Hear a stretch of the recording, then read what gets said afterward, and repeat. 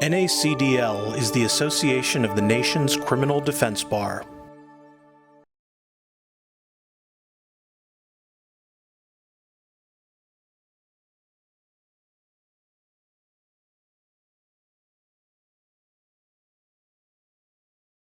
Welcome, everybody, and thank you for joining us today at our virtual event for the report Garbage In, Gospel Out, How Data-Driven Policing Technologies Into Historic Racism and Tech Wash Bias in the Criminal Legal System.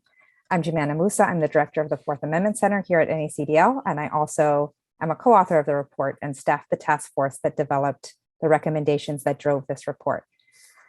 We are thrilled to have this report out. We think it's a really critically important issue. And so we brought together a number of people who are going to talk to us about what is contained in the report and what it looks like on the ground. So we're going to start with Martine Sabelli, who's NACDL's current president, and also hear from our Predictive Policing Task Force Chair, Cynthia Roseberry.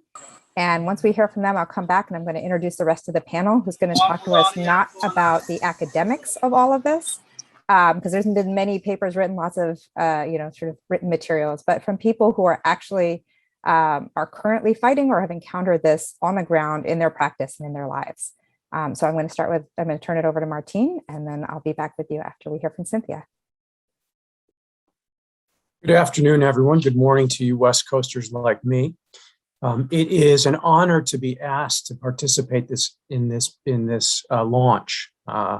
I have been a bystander watching the terrific work of the Fourth Amendment Center, of Michael and Jumana and all the people who you're going to hear from today. And so I am here to support and celebrate the great work that they've done. Great not only in exposing the myth of data-driven policing as a solution for racist policing, which it is not, and I'll talk about that in a second, but also because this is another NACDL effort that puts tools in the hands of practitioners to do what they need to do, not only to represent individual clients, but to make the criminal legal system more fair and just and humane. And it is particularly important for me to be part of this for my sake, because this was a task force that was launched by my good friend, past NACDL President Rick Jones, who had the vision in 2017 when he was president, as he helped NACDL pivot toward issues of structural racism and implicit bias, to create 3 different committees that really do work that is related and important in terms of addressing systemic racism and implicit bias. The Risk Assessment Task Force, the Surveillance Task Force that I participated in, and of course this, the Predictive Policing Task Force, that has done terrific Herculean work since 2017, holding hearings, taking evidence, hearing witnesses across 5 cities, reviewing a significant amount of academic literature, doing a deep dive into the facts. And I want to be really clear here. The term that we're focused on here is data-driven policing. And coming from a family of scientists, when you talk about data, I have a smile. It's a positive thing, right? Data is a good thing. We want facts. We want to do evidence-based thinking. We want fact-based decision-making.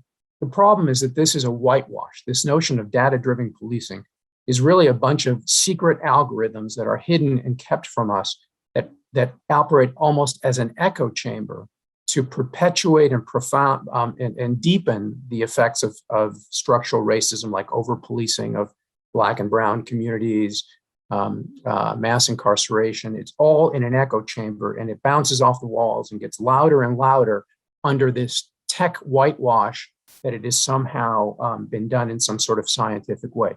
It is not. Technology can be manipulated. Technology can be used in the wrong way, and it is often the first thing that the powerful have over the vulnerable. And so what this report does is to start to peel away this layer, this veneer of legitimacy, this veneer of scientificity to data-driven policing in a way that is extremely useful for the national conversation that's occurring right now. We all have known for a long time how police have mistreated people of color in terrible ways. And this contributes to that conversation and arms us to be able to fight it. So all I want to say now is to thank some individual people and to also let you know that we're going to be following up. NACDL will be following up with training on these subjects. So apart from what you can derive from this excellent and very useful report, we're gonna help take this where the rubber meets the road, and have trainings that allow you to operationalize the knowledge in this report. So I've already referred to Rick Jones, our past president, who developed this committee, this task force, the surveillance task force, the risk assessment task force, to sort of take a three-dimensional look at the way policing has been done, and in this structurally racist way. So thank you, Rick, for having the vision to do that. And I also want to thank Cynthia Roseberry, who you'll hear from today, who's one of the chairs, Melinda Sarafa, who was a chair with Cynthia. Both of them have done excellent work here, and Cynthia in particular has stayed the course all the way through. And so thank you, Cynthia, for your excellent work on this. The task force members, Hani Fakuri here from San Francisco, terrific work. Juval Scott, Robert Toll, Bill Wolf, and Michael Pinard, our reporter. All of them have done really terrific work. Yo Person's work, trudging across 5 cities, taking evidence, reading reports, reading drafts, reading the literature. So thank you all. And obviously, well, the 2 other people I want to name before coming to Jumana, Kian Vestiensen, I hope I pronounced it correctly. I had a little discussion with Jumana today about how to pronounce it, and I think I probably failed. And Wendy Lee, both of whom have done excellent work, contributed. And we've recently lost Wendy, who has gone on to do some graduate work. So thank you so much for your contribution. And finally, thank you so much, Jumana, for your vision and your persistence, your good humor, as always, throughout in leading a very, very intense process. You have an organizational genius as well as substantive expertise. It comes across in everything you do, and it comes across brilliantly in this report. So thank you, Jumana, and thank you, Michael, and thank you, Fourth Amendment Center, and thank you for everybody who supports NACDL, because when you are a member and when you come to our gala, which is coming up real soon, about 3 weeks in DC, and you cut a check to NACDL, this is what it goes to. It goes to this kind of work that allows us to break open entrenched, structurally racist structures that are doing a great deal of harm to a great number of our brothers and sisters. So thank you so much for being here. I'm going to get out of the way now. Thank you. Thank you, Martine. And I would be remiss if I didn't echo his acknowledgement of Jumana, who really is the chair of this committee, who is really the one who herded all of the cats. She asked me to speak a little bit about the process, so that's what I'll do, but not without first acknowledging our current president, Martine Sabelli, who is a visionary and will step this project through so that it is helpful to criminal defense lawyers. I have to acknowledge Lisa Wayne, who's the chair of our foundation, who makes possible the funding of efforts like this. The members of the task force, as Martine mentioned, Hani Fakari, Juval Scott, Robert Toll, Bill Wolf, Michael Pinard, who was one of our writers, Wendy Lee, and of course, Jumana Massa. So Jumana Musa brought us all together, right? And she herded these members of the National Association of Criminal Defense Lawyers into this task force in 2017.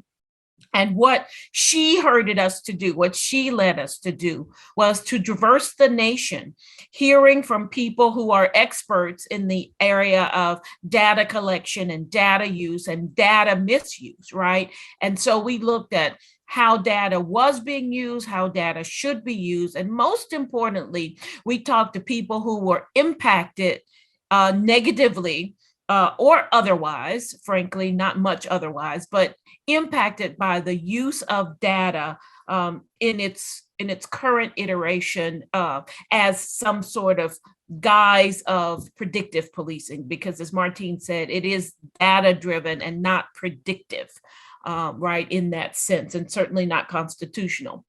We use the Constitution as our guide, as the National Association of Criminal Defense Lawyers, to ensure that what was being done out there in the field was not violating constitutional rights.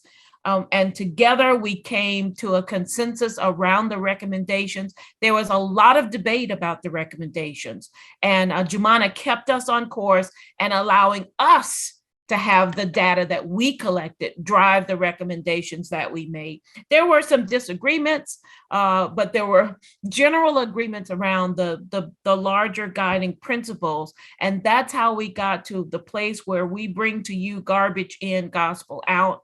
And I will tell you that one of the things that drove our mission, in addition to the Constitution, was ensuring that we would have some tools for criminal defense lawyers to use in their defense of their clients and in defense of the Constitution. So I just cannot thank Jumana enough for her leadership.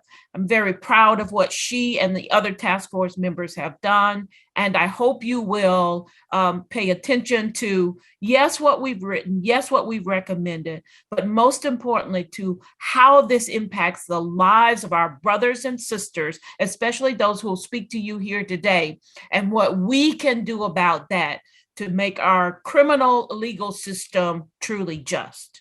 Jumana? Thank you for that, Cynthia. I will say this report is thank you for all the nice words, but obviously this was very much a group effort. And so I'm going to add some quick thank yous before I jump into what we're doing.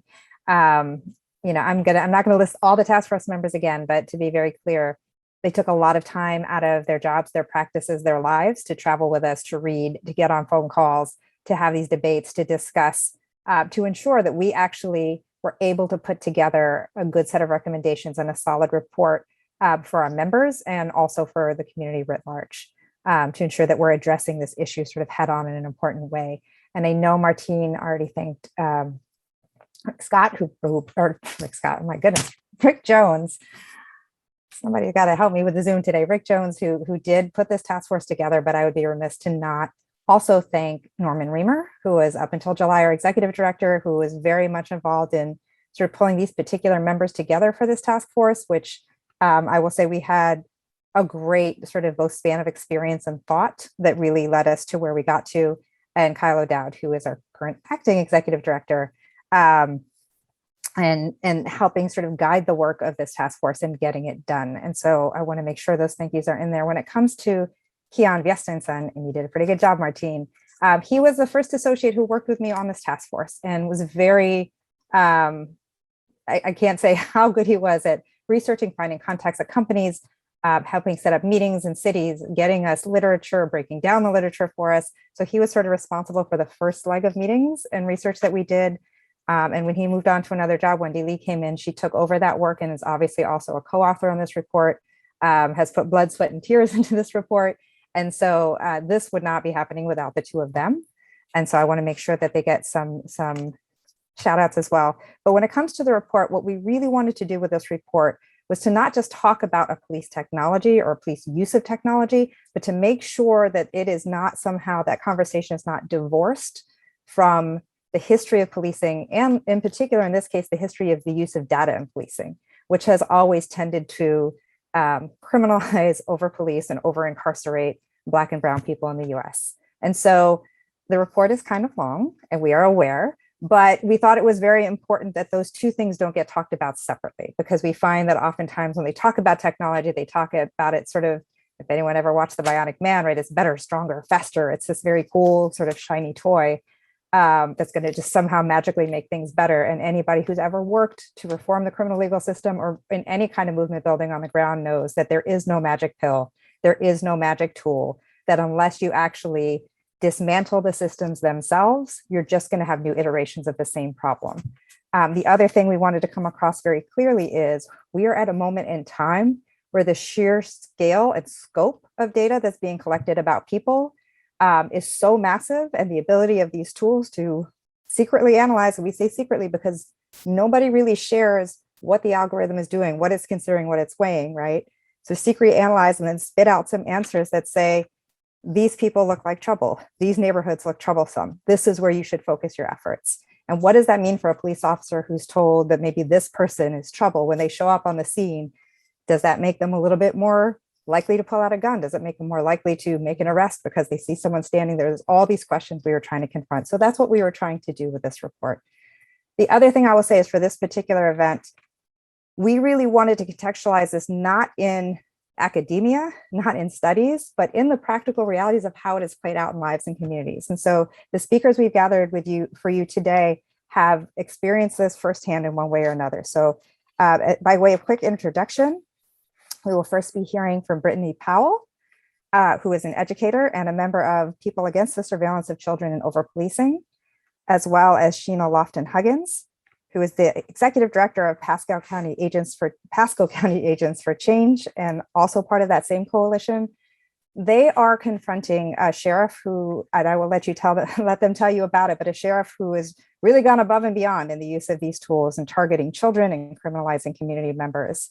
And I will also let you know that Brittany is an educator and has to go educate, so she will be leaving us at 2:30, but Sheena will be able to stay on if you have questions for her. After that, we will be turning to Jarrell Daniels, who will be talking about his firsthand experience with Operation Crew Cut in New York City, where they use social media and other tools to put people into crews and then find ways to criminalize them through conspiracy counts. Jarrell is the program manager of the Justice Ambassadors Youth Council. He's a student at Columbia, as well as I believe he's now a Truman Fellow. You can let me know if I got that correct. And then lastly, we're going to hear from Kevin Vogeltans. And Kevin is someone who was doing his job as a defense lawyer, and in the process of trying to defend his client, came to find that his client was being drawn into this conspiracy as part of a gang through social mapping through a company called Palantir. And what that looks like for someone when you're just finding out in the middle of a case these tools have been used against your client. And so I'm looking very much forward to hearing from these speakers. We will have some time at the end for question and answer. We would ask that people would put any questions they have in the Q&A, and then I will be facilitating that after we hear from our speakers. But for now, I'd like to turn it over to Brittany. Thank you so much. And again, I'm Brittany with the Pasco Coalition. So it's People Against Surveillance of Children and Over-Policing, which stands for Pasco. And we live in Pasco. How creative aren't we?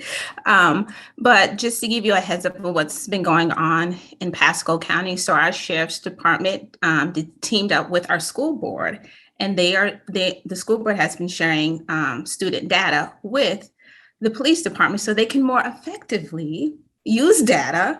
And I'm saying that sarcastically, use the data to profile students. So this could be a student that didn't even commit a crime yet, or even, arrest or any action with the police, but that data that the school provides to police is being used as a database to be able to, profile students. And so, especially in Pasco, when our percentage, I believe, is 7% of the percentage of minority students in Pasco County, yet it's 20% that are expelled. So it's obviously a racial disparity when it comes to punishment and excuse me, sorry. When it comes to punishment, as far as schools and things like that. So what our goal is pretty much just to get the school board to stop sharing data with the police, first of all, point blank. And then our sheriff's office has already told us that they have at least 420 students on their prolific offender list. But those 420 students, their parents have no idea that they're on the list. No one knows who's on this list, but the sheriff, in his very own words, have said that there are at least 420 students that are on this list. But no parents have any kind of notification that their child is actually on this list, which is, I'm a parent in Pasco County. So that is very scary for me, even, as a parent, to know that there's some secret list where these, potential offenders are on. And I don't know if my child is on the list or if the child next door that lives with me is on the list as well. And again, like I said, it doesn't necessarily have to be a child that has had interaction with police department. Could be a child that they've gotten data from the school board and it fits what they believe is a profile for someone who will offend in the future. So that's what we're about. We're trying to pretty much just at least, get the program to end altogether, notify these parents so we can see who's actually on the list, what they have been doing. Pasco County is a very, we love our police. So this has been a hard fight for us as far as getting parents to to understand really the impact of this kind of program can actually have on not just, Black and Brown students, on all students altogether. There have been stories. We actually heard about this through the Tampa Bay Times. Our local newspaper actually uncovered this big story about how even students were being profiled, like they're pretty much getting harassed by our local sheriff's office, checking on them any time of day, calling their friends, all of this stuff, just because they were on this list and perceived to be an offender. So that's about us. Sheena, is there anything you want to add? No, I think you really covered a lot of it. Really, it's just speaking to the larger impact that this has for all students, and really just working together as a coalition to bring awareness to the community. The coalition is represented by 30 plus community-based organizations here in Pasco County. So it's really been a laborsome task to try to get everyone together to come together for this cause. So that's really our main point of focus right now, is just bringing visibility to the program so that people understand the reach and impact and significance of it, and calling for an end of the continued sharing between the school district and the sheriff's office. And just to give you just some kind of anecdotal information, at our last meeting with the school board, we found out that there was actually, the sheriff's office had used one of the students' data to find someone that they thought was a suspect in a crime that was committed with a gun. I believe it was a burglary. It was a burglary, if I'm not mistaken. And they used pretty much they said it was a Black kid that possibly went to this school. So they grabbed yearbook pictures and the school data, and they pulled up a list of Black kids, and someone said that looks like the kid. They of course went and arrested the kid. Just so happens he was at home. He had just came back home from Bible study. It was the wrong kid. And it's just those kind of instances where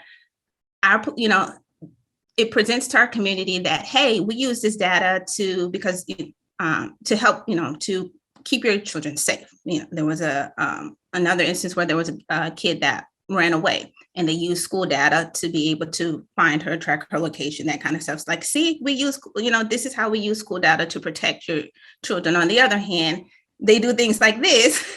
And then we don't hear about it as parents and as community members. So thank you, actually, all of you guys, for even starting this conversation. We really, really appreciate it.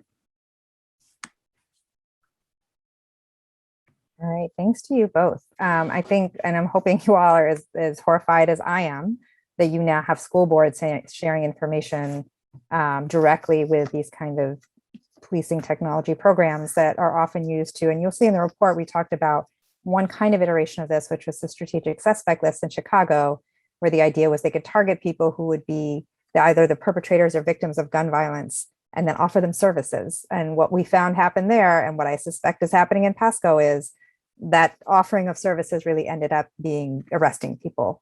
Yes. And so people on the list were more likely to be arrested. Yes. And so the idea that they're explicitly doing this with children and their school data should be even more concerning. It is for me. And so now to turn it to someone who can tell you about what that looks like when your data is being gathered and used against you, I would love to turn it to Jarrell Daniels. Thank you, Jemana, and thank you, NACDL, for organizing this event. It's crucially important to me and my advocacy efforts here in New York City. Just some background, I'm formerly incarcerated. I served a 6-year sentence in New York State custody. I was indicted in a 41-count gang conspiracy. I would say over 90% of the evidence used for the convictions of me and my friends who I grew up with were based off cyber surveillance and specifically a gang policing policy called Operation Crew Cut. Operation Crew Cut was initiated by former Police Commissioner Raymond Kelly. And what Operation Crew Cut was designed to do was to infiltrate street crews and gang networks in specific geographical locations throughout New York City's most quote unquote violence or gang plagued neighborhoods. And what the Operation Crew Cut policy allowed the police department here to do was, number one, they were able to set up intelligence offices or divisions within each precinct district, and then these field intelligence officers conducted social media investigations. And what that means is they were allowed to create fake profiles posing as other teenagers or women or males, and then they were befriend or friend request people who are suspected gang members. And then they would do seamless things like maybe solicit information through a message, or maybe they'll gather information from posts or captions that they're seeing after they've gained access through the friend request. And then once they feel that they've had enough evidence, they'll take it to secure a warrant to have full access to messages and any other information that they can provide from the site. So I think if I pause and take a step back, I think what's most important is that fundamentally across the country, the way that cyber surveillance changed was the result of 9/11, and specifically for New York City, the largest police department in the country. For that to take place in New York City, most people don't really make the connection, but David Cohen, who was formerly CIA Director of Operations, he was hired by the police department after 9/11 to take over some of the counterterrorism work. And in his position, he reported directly to Police Commissioner Ray Kelly. So it isn't a surprise that years later in 2012, you have Commissioner Ray Kelly saying that he's launching this cyber surveillance type of policy. I think one of the most misrepresented information that comes out of gang policing or cyber surveillance in general is that when you look at a teenager's profile and you might see that they're posing a picture with a weapon or firearm, or they're posting with hand signs in their pictures, this might not be an accurate representation of who they are in their day-to-day life. This person may be someone who's living a day-to-day job, maybe in school, who just might pose themselves as maybe a violent or aggressive person on social media as a way to ward off other people who might potentially victimize them in their own community, people who might have rivalry with their own community. But this might not, and in many cases, from my own friends who I grew up with, they said a lot of things claiming affiliation, but when it came down to actually doing anything for the crew or whatever it may be, they weren't the person who was more likely to get their hands dirty, for lack of better words. But they were indicted in a conspiracy case, had a number of charges that indicated that they were this top-ranking, quote-unquote, official when they weren't anything of that nature. So I think that a lot of what's misconstrued in the court of law is that you have people who are coming into the courtroom with these stacked up charges and conspiracy to do this, that, and the third. And it's really not an accurate representation of who they are in their individual day-to-day life. And I think that for me personally, I was guilty of the crimes that I took my plea deal to. But for some of my friends who I grew up with, they took plea deals because of the stacked up charges against them. And they pled to conspiracy in the third degree just for being affiliated. But there wasn't any real evidence really proving that they were guilty of participating in any gang activity or furtherance of any crime that took place in the neighborhood that we grew up in. So I just wanted to give you that context. I think what we've tried to do here at Columbia University, I've been working with Professor Desmond Patton in the School of Social Work to develop a virtual reality experience that allow users to walk through and really embody me in the best way that we can with the limited technological resources that we had to comprise the 360 view, but really allow users to really walk through some of the steps that led up to my arrest. And hopefully it will serve as an educational tool for not just people who work within the justice system, but also people in everyday life who often don't know the extent to which their social media accounts can be used against them for criminal prosecutions. So without further ado, I'll share my screen really quickly, and then I'll turn it back over to Jamal.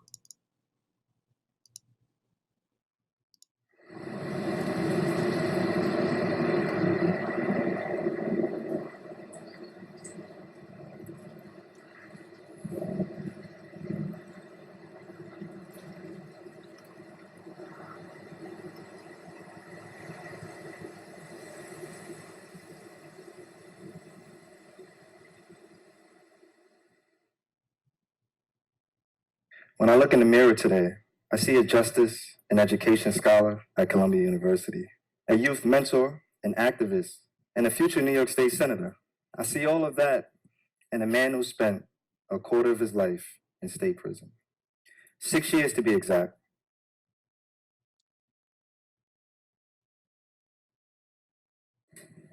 When most people see graffiti, they don't see it as a form of artistic expression.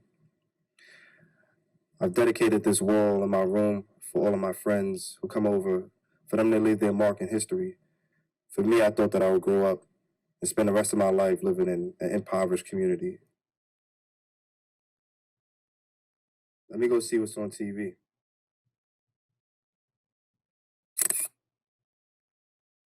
10 members of a street gang in the Bronx have been indicted. I've been waiting for this text. Let me go check my phone. Streets and a recruitment campaign that targeted children as young as 14 through Facebook. 10 alleged members of the Walton Townsend gang, commonly known as WTG, were hit with conspiracy to commit murder, assault, and drug and weapons charges. I really need to go see what's on the 9 computer. members of the gang were arrested Wednesday in the Eden section of the Bronx, and 1 more in Duluth, Georgia, authorities said. Among those arrested were all the members of the top 5 leaders in the gang: Shaquille Holder, Tory Wells, Joshua Colon, Dominique Boyd, and Raekwon Brundage, as well as 5 second-tier leaders known as Big Homies: Ronald Davis, Winston Williams, Jarrell Daniels, Sean DeLeon, and Darren Bird. The top 5 allegedly ordered shootings, assaults, and other acts of retaliation. Man, I'm getting real tired.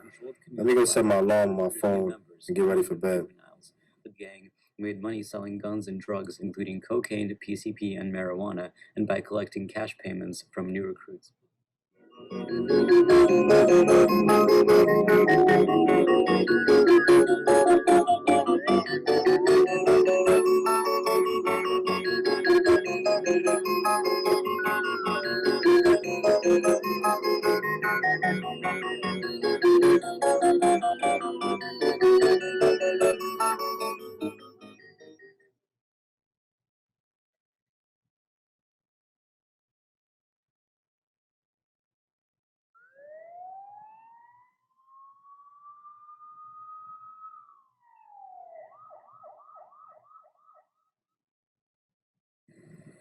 The most important people in my life have been my family. The first thing I do when I wake up is look at these pictures. They mean so much to me. My mother, my sisters, my niece, and my nephews.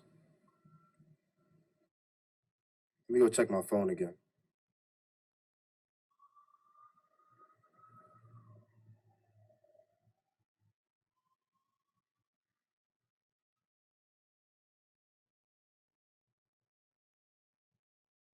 Let me go check the computer. I might have an update on Facebook.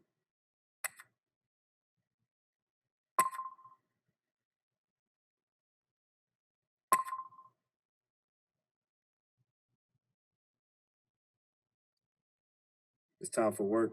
Let me go put my uniform on.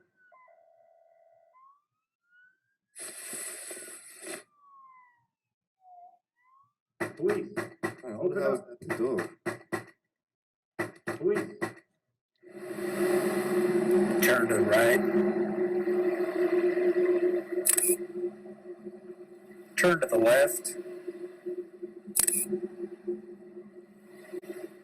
I don't know what's going on here. I think we've got them on conspiracy. Yeah, I've seen those hand signs before. There's no way that The caption says it all. this is all from social media.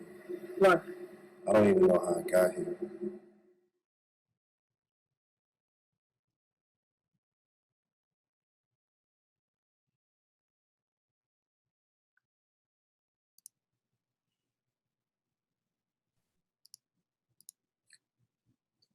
Thank you, Jemana. I think what I really wanted, as you can see, the VR project needs a lot of work. But what I will just end by saying is that the way that young people are portrayed on social media, or the way that they may portray themselves on social media, there's more context to it. There's more nuances to the way that we choose to, either portray ourselves in one way versus another. I think that, simply asking questions, which prosecutors and judges don't, they just solely rely on the report that's published by the prosecutor's office. They never asked me or any of my friends, like, is this who you really were, like what did you have going on outside of your social media profile. If they asked me that throughout the course of their 2-year investigation, they would have found out that I was working full time and in a GED program, so I didn't have time to be a quote unquote full time gangster. So I think that, moving forward, that this is a collective advocacy effort that has to take place across the country. It can't just solely rely on specific pockets in this country. It's really a uniform effort, a unified effort for us to really drive change. And really, what we got to do is not allow public fear and anxiety to allow us to take away our civil liberties, as you saw happen in 9/11 and as you see happen in the wake of the pandemic. But thank you, and I'll turn it back to Jemima. Thanks for that, Jarrell. And I think, you make a really strong point, especially as we just came off of talking about, schools handing over information, particularly the way young folks operate on social media doesn't translate necessarily to the folks who are reading or trying to understand what's on that social media. And the idea that, posting song lyrics or likes and, thumbs up and other things are being used to draw people into conspiracy should be concerning for everybody. We had a school to prison pipeline. Now we've got like a school plus social media to prison pipeline developing with the way that they're able to scrape these tools. I'm finally going to turn it to Kevin Vogeltantz, who, was representing a client in New Orleans who was, drawn into a gang conspiracy case. And they had actually no information or no idea what was at play in their case. I think, and I will let him tell the story, but, to find out from an article that technologies are being used in your case that have never been disclosed to you is troubling for anybody who's facing the loss of their liberty. And obviously makes it much more difficult for the defense attorney to do their job. So Kevin? Yes, thank you. So I was court appointed in 2015 to represent a client named Kentrell Hickerson. And Mr. Hickerson and 20 other young men in New Orleans were indicted as part of a state racketeering indictment. And they were alleged to have formed this kind of criminal street gang, and that the object of the racketeering was sharing resources with respect to drugs and weapons and things like that.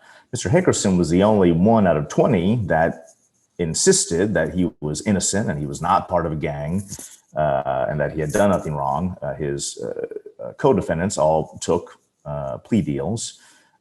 He went to trial. And so we had a 12-day long jury trial in New Orleans. And he was charged with 3 counts. He was found not guilty on 1, guilty on 2.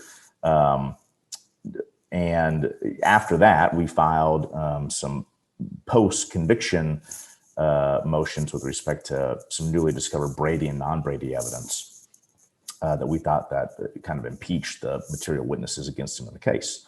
About 1 month before we were set to go to hearing on those post-conviction motions, an article was published in an online website called The Verge, and a investigative journalist named Ollie Winston had uncovered that the city of New Orleans was using a suite of kind of data analytic, predictive policing software called Gotham, which was created by a company called Palantir, which is out of California. Palantir does a lot of this kind of software work for the United States government, United States intelligence agencies, the United States military, and foreign governments, as well as more and more United States kind of local police departments. And what we learned was, according to some PowerPoint slides that the city of New Orleans was sharing with Palantir corporate over in California, was that they were using this software to try to determine who was in gangs and who was not in gangs, and where the gangs might be located or working, et cetera, et cetera. This is obviously very shocking to everybody. We filed a motion to kind of enlarge the post-conviction discovery process that's available to us down here in Louisiana. And that was granted. And we started issuing subpoenas to various law enforcement entities in the city of New Orleans to try to figure out, well, what data exists. And, is our client, Mr. Hickerson, does his name come up in any of these data or social networking graphs or maps? And we got pretty far until the city of New Orleans at first just denied that they had any data whatsoever. But we found out who the data analyst was that was employed by the city of New Orleans. He was cooperative. You can actually find him on Twitter. He's a nice guy. His name is Jeff Asher. And he'll probably talk to anybody that wants to tweet at him about any of this stuff. But we were able to kind of get some evidence. But eventually the city of New Orleans admitted that they did maintain this data. And then they filed a motion to quash our subpoena, because after they finally admitted that they had, thousands and thousands of these social networking maps that may or may not have included our client as a person that was committing these alleged criminal acts, or other possible suspects or anything like that, they filed a motion to quash, arguing to the judge that they did not have the sufficient attorney capacity to be able to do a document review on this giant, treasure trove of PDF information. And so because they didn't have the ability, it was too onerous. And without us having a smoking gun that our client was included necessarily in one of these pieces of information, that, was a fishing expedition. That hearing was held in camera with the judge, and the judge granted the motion to quash, and that was kind of effectively the end of that process. I will say that one of the most fascinating things that came out of that in-camera hearing was the district attorney's office making an argument, which we've later learned has been made by other prosecutor and law enforcement offices around the country, that they should not have to share any of this information in criminal cases because it's trade secret. The trade secret belongs to Palantir, and that the court should respect that and not, permit that to be divulged. Ultimately, Mr. Hickerson was found on appeal not guilty or his conviction was reversed on other of the charges. So now we're just down to one charge for Mr. Hickerson, and we're hopeful that one day we're going to be able to kind of make a win from that as well. But the kind of my takeaway from this process was people tend to think, I think, from a criminal defense perspective, from a practical lawyering perspective, people tend to think of predictive policing evidence, whether it's video or social networking maps or any other kind of analytic, as something that could hurt a defendant, something that the government might be unscrupulously using to suggest the guilt of a defendant. And I think that we approach it, from that way, where we want to try to, rebuff it or deconstruct it or find ways that we can, argue around it. But what became very obvious to me after I was finally able to see some of this work product that Palantir was generating for the city of New Orleans and the New Orleans Police Department and the U.S. Attorney's Office, and I should say that too, the federal government was involved in this as well, was that in reality, I think that all of this predictive policing data and analytics is just a giant Brady evidence producing machine. And I think that the reason why law enforcement agencies and prosecuting authorities are so reticent to share this information with defendants and defense counsel is that they know that the moment that they open up that gate and that we are allowed to start seeing the analytics ourselves, it's going to suggest in far more cases than not that our clients actually have viable defenses or alibis, or that other people may have been involved in the crimes and that it wasn't our client.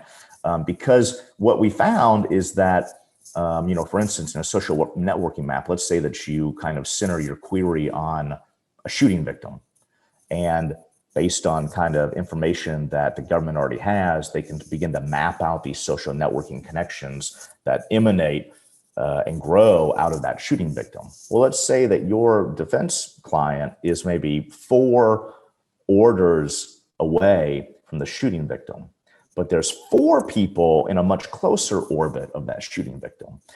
That might be information that you would never have in a typical criminal defense case because, for any number of reasons, it just doesn't come up. You don't know about it. They don't have to suggest necessarily the existence of every other known relationship that a shooting victim has. But once you can see the analytics yourselves, you can begin to draw these inferences where you say like, well, hey, now wait a minute, maybe these 4 other people need to be interviewed. Maybe the police did interview them. What's going on with that? And so to the extent that I ever have another case in which this comes up, that's certainly going to be my angle of argumentation, which is I'm less concerned with the government in a trial setting using this information to convict the criminal defendant. And to my knowledge, I'm not aware of a prosecuting authority yet in the United States actually, putting on to the jury, a piece of information that was derived from a predictive, algorithm and saying, this, you should rely on this. They always do this kind of parallel investigating. But I think that we could say, hey, look, we want to see these analytics because we think that the analytics actually are suggesting alternatives to guilt and actually might even support an argument of not guilt. So that's kind of my experience with it. I'm happy to answer any questions about it. Obviously, there's far, far, far more going on than the 10 minutes I kind of explained. But thank you very, very much, everybody. Thank you, Kevin, and thank you to all of you who were able to join us today to talk about sort of how this has played out in your communities, in your practice, in your lives. I think for us at NACDL, our mission really is to put our members out of business. That's ultimately, what we're really fighting for. And in taking on this project, we were very concerned that in a moment where we really are trying and working hard, and lots of people are working hard to reduce the footprint of the criminal legal system, to keep particularly Black and Brown members of our communities, members who live in poverty, members who are otherwise disadvantaged, LGBTQ communities who are disproportionately targeted, to keep them from becoming sort of bearing the brunt of this criminal legal system. And so when we looked at these tools, we both knew that we had to sort of dig in and understand what they meant in policing, what they meant in cases, what they meant in terms of the ability to sort of streamline people into prisons and find a way to try to disrupt that. And so that's one of the things we tried to do with this report. I will also say that, when it comes to questions of what Kevin brought up, and we do deal with this in the report, the idea that sometimes even politicians in cities do not know that these tools are being used, which is concerning by itself. The companies come in and sort of offer the software to law enforcement agencies and offer it for free. So there's no way to find a procurement record. Maybe the council members don't know, the public doesn't know, yet these things are at work and being used to target and criminalize people. The idea that you would have something like that being used and go to court and say, well, we need to be able to sort of peel back the curtain and see how this works. And they say, sorry, that's all trade secrets. That's proprietary. We can't share that with you. That should be offensive to anybody. The idea that you're going to take away somebody's liberty and not even let them know how they got there is completely contrary to what our system of justice is supposed to be. And so with that, I want to make sure that we turn to the questions. There's some in the Q&A, some in the chat, but I'm going to start with sort of the order they came in. And the first one, Sheena, I believe is directed at you, which is considering Florida's recently enacted law expanding the use of surveillance drones by law enforcement and government agencies. How or will you be adapting your efforts around what's happening in Pasco? Excellent question. So our work as a coalition is really singularly focused on education and the impact that it has on our children, especially our marginalized communities, as well as Black and Brown students and students with disabilities. So our work as a coalition primarily focuses on that, but we do, of course, share concerns as far as what this data is being used for and how it has a larger impact on our communities while not making us safer. So we do share those concerns, but again, our work is focused on education and our children here in Pasco County. Thank you for that. So then I will take on the next question, which is, or I'm not going to take it on, I'm going to pose it to you all. I will move to the next question, which is, has anyone seen prosecutors arguing that the place-based predictive policing, so basically the programs that say these are the areas that you need to patrol, are enough to make reasonable suspicion for stopping somebody in one of those sort of targeted locations? So can they say, well, the map said that this is where I should be patrolling, and these guys were standing on the corner in the place I was supposed to be patrolling, and that is how we got to reasonable suspicion. And could that be used to inform the legality of a stop under the Fourth Amendment? And so that's sort of, haven't necessarily seen it be argued in court, they're saying, but is that something that we have come across? I can tell you from our perspective as the report authors, that is something that we certainly have discussed. It has been written about. I don't know that I have an answer. I don't know if anybody else, maybe Kevin, if you have a thought on that, but it is definitely a concern in terms of like, what does putting a target location on a place on the map do to how an officer assesses a situation, and can somebody take that as reasonable suspicion for making a stop, a search, or an arrest? Kevin, do you have any thoughts on that? Well, in exploring this issue, and I was kind of dealing with this issue for almost 2 years, and it led me to be able to have access to various people within the industry that kind of wanted to talk with me both on and off the record. I got to talk with a lot of fascinating people, both kind of in the United States military and otherwise. And the one theme that was consistent was that law enforcement is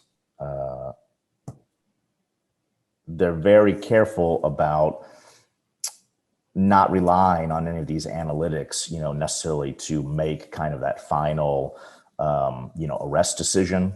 They always want to engage in what they call parallel policing, which is, maybe they look at a social networking map and they see that, they think that there's a suspect that they need to talk to.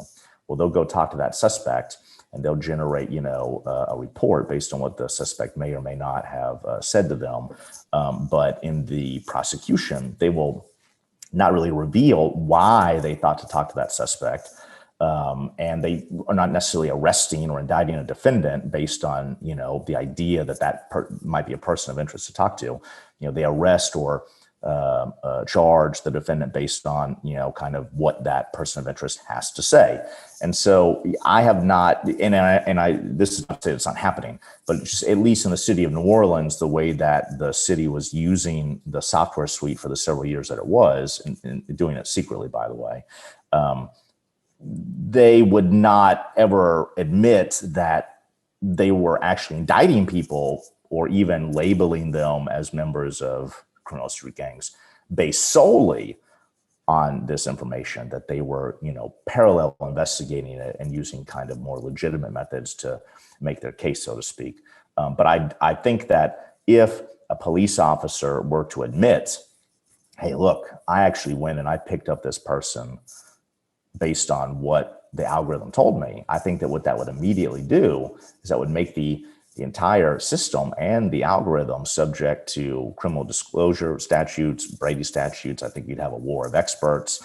I think that you'd be able to look under the hood, so to speak, and see exactly what was going on. And I think that for that reason, law enforcement and government don't want that to happen. They want to find ways of finishing out their investigation without relying necessarily on that, because they know that that will open up them to more scrutiny. At least that's been my kind of assessment of the issue.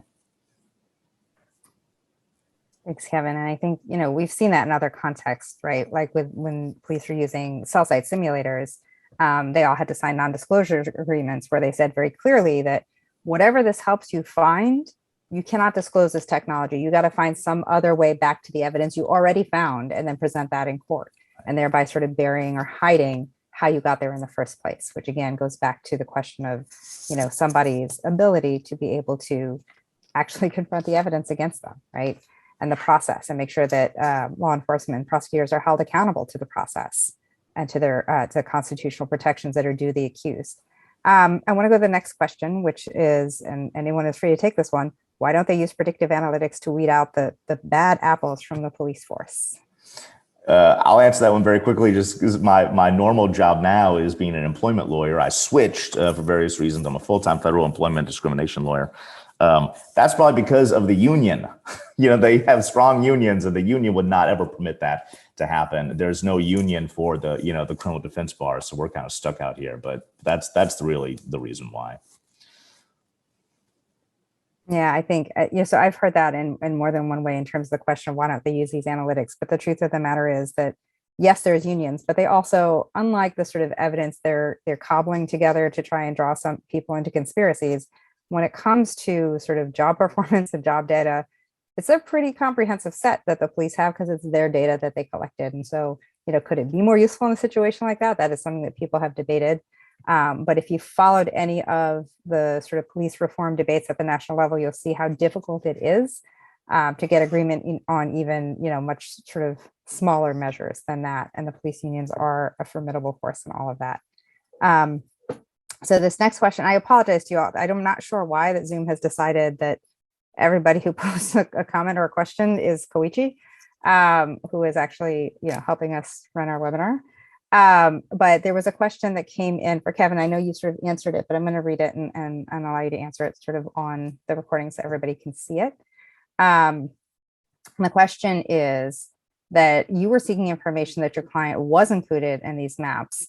The idea being to show that the basis of the investigation was flawed by showing how the cops started to identify him in the first place or by showing alternate suspects. So this is from Phil Mayer in the ACLU of Michigan, who does a lot of work around facial recognition, representing Robert Williams, who was wrongly arrested based on a face recognition error. And he's been thinking that defense counsel should be arguing that it is Brady information if their clients are not included in these databases. And that would force the prosecution to then argue that their systems are unreliable in order to resist turning over the information that people are not included in the system. So it's sort of the opposite of what you were arguing, but that was sort of what he was thinking. First of all, on a lighter note, you'll note that I answer this question in the text, and you'll see this very pretty blonde woman next to my name. That's my wife. I'm using her laptop today, so that I am Kevin. She's also a lawyer. Her name is Rachel. In any event, I think that the person asked the question is completely correct. And if you want to call me later, and we can talk about this, my contact information I think is out there. But I think that it's either way. You're correct, and we did specifically ask and argue to the court that this is why we need the subpoena, because we didn't just want to know if our client was in any of these data sets. And just so everyone kind of understands, when Ollie Winston broke this story, he spoke to the former superintendent of NOPD, and NOPD specifically named the criminal street gang that my client was allegedly a member of as being a fundamental entity that was probed with this analytical program. So that's why we had all this in our mind. They specifically named us.